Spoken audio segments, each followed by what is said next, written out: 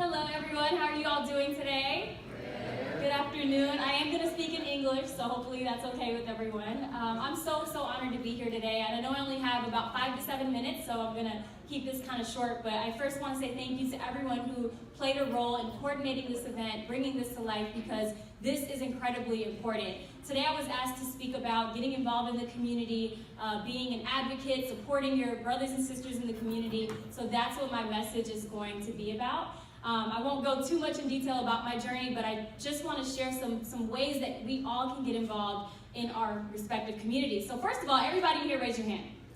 Everybody raise your hand. All right, every single one of you deserves a high five right now, so high five someone next to you right now, all right? Good. The reason I say that is because every single one of you showed up today. You all showed up today, and coming here today is a huge important factor in getting involved in your community, right? So let's all give ourselves a round of applause for being here today.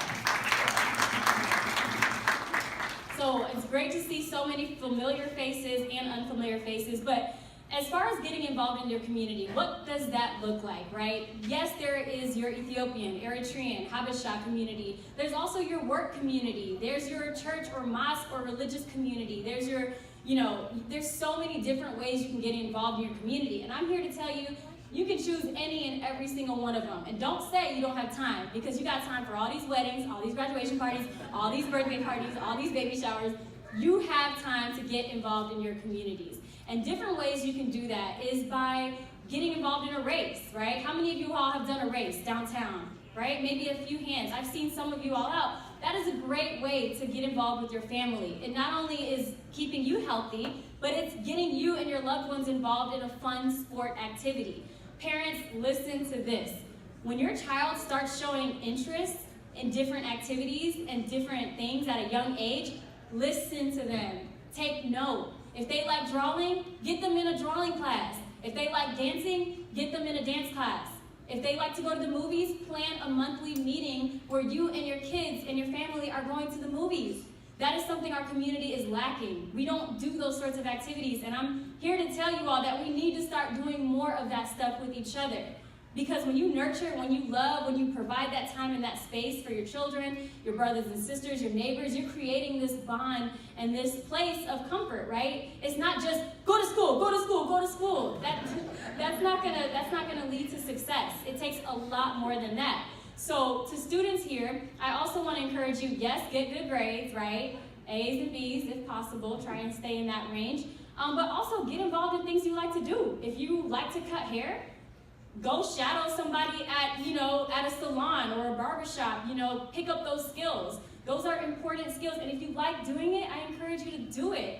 Do it on a weekend, do it on a Saturday, do it on a Sunday. And I want to give an example of a student who's somewhere around here, because she's just incredible, really involved. Her name is Helen Getu. She's right back there. Hi, Helen.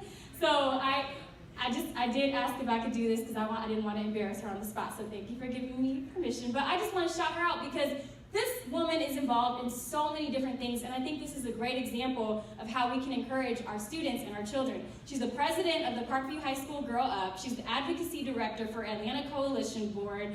She is Atlanta Coalition Executive Board, excuse me. She's the president of Parkview High School UNICEF, volunteer jurisdiction for Ethiopian and Eritrean Youth Society, a cello player in Parkview High School Orchestra, and a Grady Hospital volunteer. And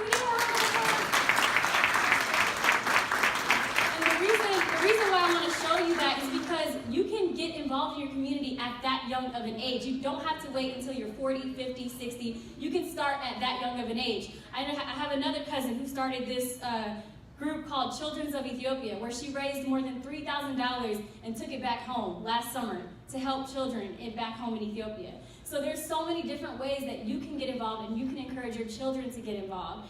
And I really want us to just take a second to go home and talk to your family members, talk to your children, and ask them, what are you passionate about? Have you ever done that? Have you ever went home and asked your child or your brother or your sister or your wife or your husband or your girlfriend or your boyfriend or your friend, whatever, what are you passionate about? And when they answer that, listen to them and find different activities and different programs that you can get them involved with. So I love how our community comes together, for the good and bad, whether it's through church or through mosque or through different religious communities and different holidays, but we gotta do more than that, right? I see so many familiar faces in here. I see I don't even want to start listing, but all of these tables, every single one of them has their organizations and their businesses, and they're doing great work in the community.